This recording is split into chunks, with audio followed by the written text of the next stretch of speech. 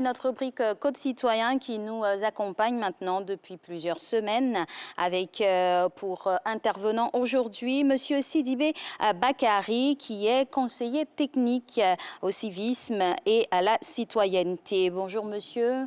Bonjour madame. Bienvenue sur le plateau de Matin Bonheur. Aujourd'hui, nous allons parler spécifiquement des causes et des conséquences de l'incivisme. Alors, déjà défini l'incivisme. Merci madame. Je vous en prie.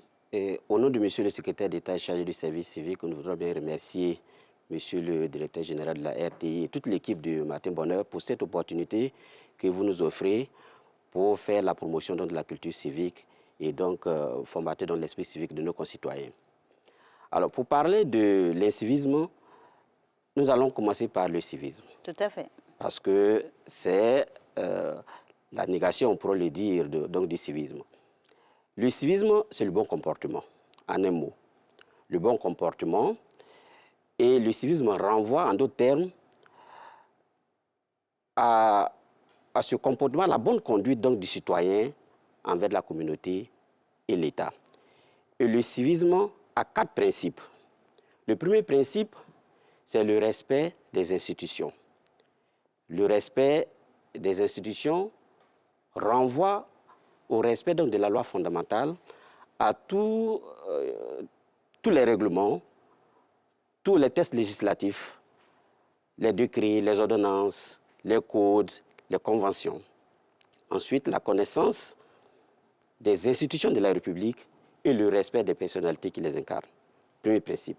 Le deuxième principe, c'est le dévouement pour sa nation qui confère la conscience d'appartenir à une communauté. Et ce dévouement à la nation implique la participation citoyenne à travers donc, le bénévolat, à travers donc, le volontariat. Le troisième principe, le respect de la chose publique qui renvoie donc à la bonne gouvernance.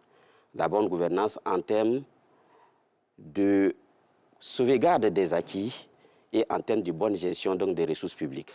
Et le quatrième principe, c'est la solidarité nationale qui renvoie donc à la diversité, qui renvoie donc au pluralisme. Donc, tout citoyen qui respecte ces 4 principes fait preuve de civisme. Et tout citoyen, évidemment, qui se met en marge des règles qui régissent la communauté et l'État fait preuve d'incivisme. Voilà, ainsi résumé, ce que c'est que le civisme et l'incivisme. Alors, monsieur Sidibé, on a aisément compris hein, ce que c'est que l'incivisme et tout. Alors, c'est quoi les causes de ce mauvais comportement? Alors, les causes de l'incivisme, le secrétariat d'État chargé du service civique, lorsque ce secrétariat a été créé, monsieur le secrétaire d'État a commis donc son cabinet pour faire donc, une étude. Et cette étude révèle, cette étude menée à travers donc, les ministères, les secrétariats d'État conduit du 11 décembre 2018 au 12 mars 2019, avec 800 fonctionnaires de l'administration. L'analyse de la situation révèle que l'incivisme est dû à plusieurs facteurs résumés comme suit. Je ne sais pas si la caméra... Oui, on voit ce camembert. Voilà. Qu'est-ce qui se passe? Pouvez-nous le décrypter? Voilà. Alors, le premier, c'est le non-respect, la non-application des lois de la République. Alors, et nous avons cherché à savoir pourquoi les lois de la République ne sont pas appliquées. Le premier facteur, c'est la méconnaissance de ces lois. Lorsque nous prenons les chiffres du recensement de la population de 2014, on se rend bien compte que la population ivoirienne est composée de 49% d'hommes analphabètes et à peu près 63% de femmes analphabètes. Du coup, la population a du mal, n'est-ce pas, à aller vers l'information, à connaître effectivement le contenu de tous les tests et leurs implications. Par ailleurs, il se trouve que nous avons des efforts effectivement à faire quant à la vulgarisation donc, du contenu donc, de cette loi. Et aussi, qu'est-ce qui est fait au circuit inversé? Oui, bien sûr. Donc, il y a que c'est dans les deux tendances. Au niveau donc, de la population, que la population soit sensibilisée à aller vers l'information, très souvent, n'étant pas informée des moyens de recours ou alors des structures en charge effectivement donc, de faire donc, la promotion donc, des lois, on donne des interprétations. On fait donc des interprétations et on prend donc une position. Donc c'est dans les deux sens. La population doit chercher à connaître donc, les lois en allant vers les structures qui disposent donc, effectivement donc, de ces lois. Et nous sommes en train donc, de recenser et mettre en ligne une forme de bibliothèque de référence où la population pourra aller et s'informer, pourra aller pour avoir toutes les informations concernant donc tout ce qui est formation civique et citoyenne. Alors, monsieur Sidibé, tout à l'heure, vous nous avez fait un bel état des lieux, hein, comme quoi on avait quand même une grande proportion de personnes analphabètes, donc qui forcément n'est pas au fait des usages et on va dire même de la démarche d'aller s'informer. J'ai envie de saisir la balle au bon. Là, nous avons les législatives. Et donc, nous avons les représentants même de la nation qui incarnent ces lois-là. Elles sont normalement constituées dans chaque région. Donc, qu'est-ce qu'elles font, hein, vous, de votre position qui est un peu de réguler, qu'est-ce qu'elles font pour pouvoir apporter l'information aux populations? Oui, le secrétariat d'État a pour rôle, effectivement, de faire connaître, de faire donc la promotion de la culture démocratique, à travers donc les formations, la sensibilisation, et aussi à travers des actions terrain, des actions donc communautaires. Et nous avons, durant donc les années 2018, 2019 et 2020, fait donc des campagnes de sensibilisation sur le terrain. Qu'est-ce qu'il faut faire? C'est la formation. L'information, comme actuellement vous permettez au secrétariat d'État de véhiculer donc les informations. Ce qu'il faut faire, c'est la formation de l'information auprès donc, de nos concitoyens pour que ces concitoyens s'imprègnent donc du contenu de chaque décision prise. Et dans cette mise en œuvre, là, vous en êtes où? Nous avons déjà fait donc nous avons une campagne. Chaque année, nous avons donc une campagne, une tournée, une campagne nationale. Nous avons déjà visité donc la région donc, du Logui-Bois. Nous avons visité la région du Gontougou. Nous avons visité donc, la région de l'Ouest. Et nous avons visité donc, la région d'Aboville, où nous avons rencontré les populations. Et justement, en prélude donc, à l'élection présidentielle, nous étions donc à Wayen, un village donc, de la région d'Aboville. Nous avons rencontré les populations au cours d'une activité que nous appelons donc, la nuit du civisme. Et donc, c'est une activité que nous menons qui permet donc d'échanger avec les populations rurales, pas seulement les populations des citoyennes, je vais dire des villes. Et nous savons que ces populations ont des activités journalières dans les champs, dans les travaux champêtres, et c'est dans la soirée que ces populations sont présentes. Et donc, nous avons donc ces actions-là de sensibilisation, de formation, donc des jeunes, des adultes, au respect donc, des termes. Nous avons de bons retours parce que nous avons les représentants dans la zone, comme vous le dites si bien, nous avons donc les représentants de l'administration, les préfets, les sous-préfets, nous avons donc les chefs du village qui sont impliqués dans nos activités et nous avons de bons retours que la formation, les formations, les sensibilisations que nous menons sur le terrain ont d'impact positif sur donc, la population. Mais en termes de causes, certainement nous avons pris un seul pan des causes qui est donc la méconnaissance des lois. Mais dans les raisons qui expliquent aussi la non-application des lois de la République, il y a le sentiment d'impunité. Le sentiment d'impunité que la population a, le sentiment que certaines élites seraient au-dessus des sanctions, le sentiment, mais tout simplement parce que les sanctions ne sont pas vulgarisées. Voilà. Lorsque les sanctions ne sont pas vulgarisées, on a juste l'impression que tel aspect passe sans sanction. Donc là, il faut évidemment que la vulgarisation donc, des sanctions soit oui, c'est vrai que ici sur ce plateau, Madame Kouassi nous parlait tantôt d'exemplarité au niveau de la tête. Donc, quand aussi la tête n'est pas forcément exemplaire, il faut y jeter en pâture, c'est ce que vous nous dites? Oui, mais en termes d'exemplarité, Madame, je vous cite déjà une déclaration du président Félix Houphouët-Boigny en 1976 qui, faisant donc la même constat de la situation des jeunes, disait « À l'heure actuelle, les jeunes souffrent de l'absence d'un système national de valeurs et leur agressivité parfois est à l'image de l'écart qu'ils peuvent constater entre les déclarations de principe et les comportements réels de certains adultes. » Vous comprenez déjà? C'est pas d'actualité cette grande déclaration, si. parce que le père de la nation était tellement avant-gardiste. Oui. On se demande si ça... Effectivement, je suis d'accord avec vous. Effectivement, le président de la République était avant-gardiste parce que la prise en compte de la culture civique des populations a été une priorité dès la cession de l'indépendance de la Côte d'Ivoire à l'indépendance. Déjà en 1963, il fut institué le service civique. Oui. Le service civique, à travers donc la formation des forces paramilitaires dans les camps de jeunesse, mais aussi la formation civique, des services civiques des jeunes ruraux dans les centres de services civiques. Il y avait 33 centres de services civiques qui avaient été construits à travers le pays. Ensuite, en 1983, il y a eu donc l'éducation civique et morale qui avait été instituée dans les programmes scolaires. Malheureusement, à partir du fin 1984, en raison donc de la crise économique, les programmes donc de services civiques ont été arrêtés.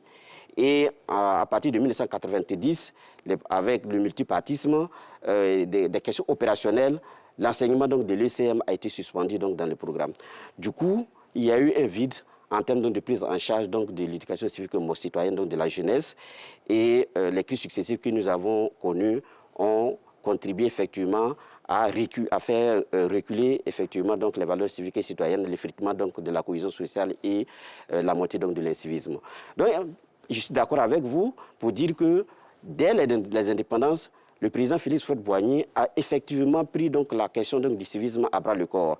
Et aujourd'hui, l'État met tout en œuvre pour relancer donc, le civisme. Et la création du secrétariat d'État chargé du service civique est une volonté politique clairement affichée. Et le secrétariat d'État, je disais tantôt qu'il y avait 33 centres de services civiques qui avaient été construits. Et avec l'arrêt des programmes de services civiques, ces centres ont été abandonnés et sont tombés en des études. Nous sommes en train donc de les remettre en état. L'État a déjà réhabilité 5 centres de services civiques pour permettre donc de prendre en compte la formation civique et citoyenne des jeunes vulnérables. Monsieur Sidibé, c'est vrai, tout ce que vous dites, c'est bien beau. Ce sont des actes qui ont été enclenchés depuis bien longtemps, à travers même des discours et tout. Le secrétariat d'État a été mis en place pour essayer de réguler tout ça. Aujourd'hui, ce que nous voyons dans nos rues, dans nos quartiers, dans nos communes et tout, on sent qu'il y a véritablement cet incivisme-là qui fait mal à la société. Concrètement, comment arriver à bout de cet incivisme avec des actes concrets? C'est vrai qu'on sensibilise et tout, mais on sent qu'on demeure toujours dans cet état de fait. Oui, alors, il y a trois axes d'intervention sur lesquels nous devons mettre l'accent. La formation, l'information, la sensibilisation à l'engagement citoyen à travers le volontariat, le bénévolat. Lorsque cette étape est passée, lorsque nous passons cette étape, il y a bien sûr les sanctions qui doivent suivre. Oui. Les sanctions qui doivent suivre. Mais avant les sanctions, il faut faire la sensibilisation, il faut faire la formation en tant que telle. Donc je peux vous dire que l'ensemble des actions doivent être menées et on doit avoir ce qu'on appelle la coordination de l'action gouvernementale. Vous savez, comme vous le dites, le civisme a pris corps dans beaucoup de domaines donc, de la vie. Vous convenez avec moi qu'il y a le civisme aussi dans le secteur routier, le civisme au niveau de la santé. Au niveau de la santé, le civisme au niveau donc, scolaire. Dans tous les domaines. Dans tous les domaines de la vie. Alors, donc, il faut donc une convergence des actions, des efforts, chapeautés par le secrétariat d'État, bien sûr, du service civique, une coordination de l'action gouvernementale visant donc à régler donc, les questions. Et à ce niveau, je vous prends au mot et vous demandez qu'est-ce qui est fait, quels sont vos indicateurs de performance pour pouvoir vraiment constater cette synergie d'action avec toutes ces autres entités-là et puis ce qui est vraiment fait sur le terrain. Voilà, l'indicateur de performance. Je disais tantôt que nous avons déjà réhabilité 500 de services civiques. Oui, vous avez fait l'état des lieux de campagne et tout ça, mais et ces 500 de services civiques réhabilités nous permettent de prendre en compte nous a déjà permis de prendre en compte près de 1240 jeunes vulnérables ou en voie d'imagination. Ces jeunes vulnérables et en voie d'imagination dans la société, c'est qui? C'est des jeunes qui sont en dehors du circuit scolaire ou analphabètes, qui n'ont pas de métier et qui tendent à basculer vers la violence, vers les vices. Alors, pourquoi on met l'accent sur les centres de service civique? J'explique. Selon donc les chiffres donc, du recensement donc, de la population de 2014, 77% donc, de la population ivoirienne est composée de jeunes d'âge compris entre 0 et 35 ans en 2014. Lorsque nous repartons en arrière en 2010, ces jeunes n'avaient que 11 ans. Ces jeunes n'avaient que 11 ans. Et lorsque nous repartons en 1983, ces jeunes n'avaient que 4 ans. Donc vous comprenez que les programmes de service civique s'ayant arrêtés, étant suspendus en 1983, les différentes crises que la Côte d'Ivoire a traversées depuis 1990, les jeunes qui constituent la majorité donc, de la population aujourd'hui sont restés sans repère. Donc il faille effectivement redonner donc, cet esprit civique-là à ces jeunes-là à travers nos centres de service civique. Mais mieux, il faut promouvoir nos us et coutumes. L'État a érigé donc, la chambre donc, des rois et chefs traditionnels en une institution. Nous comptons effectivement mettre à contribution cette chambre-là pour nous permettre effectivement de redonner donc, cet esprit, ce respect de toutes les normes. Il y a les normes écrites, mais aussi il y a les normes traditionnelles et morales et les us et coutumes qu'il faut respecter. Et c'est ensemble, c'est l'ensemble, c'est le respect de cet ensemble-là qui fait le bon citoyen. Alors, une synergie d'action, oui, une synergie d'action bien sûr pour pouvoir régler tous ces problèmes que nous avons, tous ces maux de la société. Dites-nous concrètement quelles sont les conséquences pour que les populations puissent comprendre lorsqu'il y a l'incivisme dans la société, il y a de graves conséquences. Lesquelles? Absolument. Il y a d'abord les conséquences économiques, les pertes économiques énormes. Vous voyez, les dernières manifestations qui, après donc, les élections présidentielles, ont causé un préjudice à l'État de près de 8 milliards en ce qui concerne les dégâts au niveau donc, de l'entretien routier, ne serait-ce que ça. Donc, il y a des pertes énormes, des pertes économiques. L'incivisme fiscal induit aussi donc, des pertes, des manques à gagner au niveau donc, du budget de l'État. Il y a la montée de l'incivisme, la peur des populations. Nous avons dû remarquer aussi que juste avant donc, les élections présidentielles, beaucoup de populations se sont déplacées, partant d'une zone d'habitation vers les zones où ils considèrent être plus en sécurité. Nous avons les réseaux sociaux.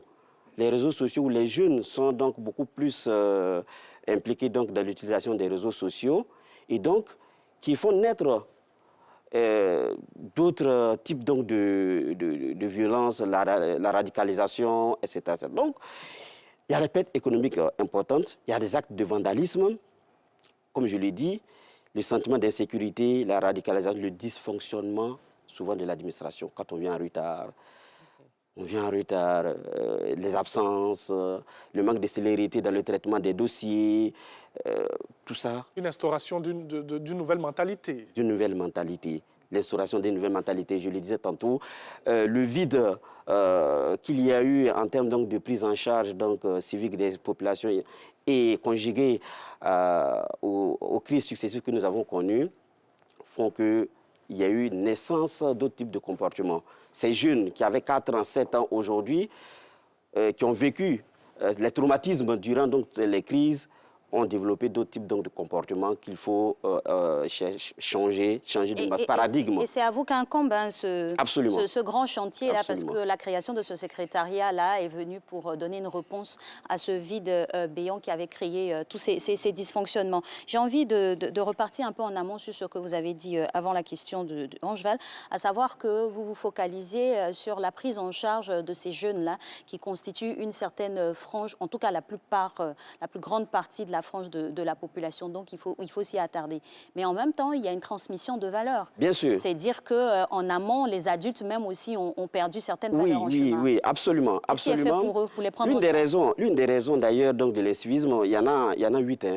Peut-être que je vais citer les grands. Il y a l'influence de la politique, il y a le recul de l'éducation familiale, il y a donc l'impact de la religion, parce que nous voyons donc la prolifération donc, des lieux de culte et en contrepartie, la société ne se porte pas mieux. Et donc, quelle est la contribution aussi de la religion donc, à l'éducation civique et citoyenne donc, de nos concitoyens voilà. Alors, il n'y a pas de barrière, comme vous le dites, au niveau donc, des couches sociales. Les jeunes, les enfants, les adultes, il n'y a pas de barrière dans la société. Et souvent, et même pas souvent, régulièrement, les adultes sont des miroirs. Donc, autant nous faisons donc des actions à l'endroit donc de la jeunesse, nous menons beaucoup d'actions à l'endroit donc des adultes et des enfants. Et comme je le disais, nos campagnes de sensibilisation dans les zones rurales ciblent les adultes. Nous avons donc, au niveau donc de la direction du civisme et de la citoyenneté, la formation régulière des jeunes qui ne sont pas des jeunes dits vulnérables, des organisations, les organisations de jeunes, des organisations politiques.